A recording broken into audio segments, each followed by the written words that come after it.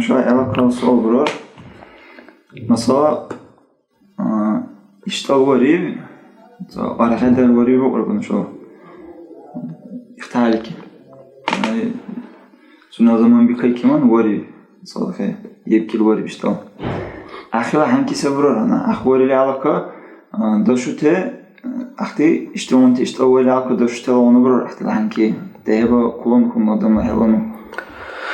Bismillah, elhamdülillah ve salatu ve selamu ala Resulillah. Kullanadımla işte o alaka şu tehlis var nefes ile. İhti nefes, ihtila hükmü labi sebi. Varale işte al, sunal arkada ile. Arkada var işte al mesela. Hadis İdogin sallallahu aleyhi ve sellem bayan var sebi.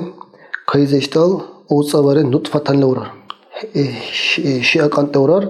Urbeala oğuzsa var alaqatan le uğrar. Alaqat sebi hila kesekle. Urbeala oğuzsa var dila kesekle uğrar.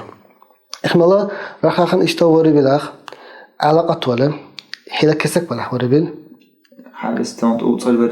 Keestante. Oğuzsa var de ki nutfatan şiak ante urbeala lasukuna hileke. Hilek lasukun zamana ahval var bil. Ahsaman akhila rahla toxtu tanale. İx qalalakan ixa adama surat lebe diamil. İxa adam uribil ala اختراع نفس سرحته اختراع ويلاك تك ابتراع اختراع دهب دراديرو دروس برسو اختلال حرام دو خدامك شنو الارض وريبل اشتغل انا ليلك مطلعنا خا وباختار سبي دي لك كسك ورا لرا شنو اشتغل ورا لرا قدام ورا لا اختراع ليلك مو نفس لك ملعبان الله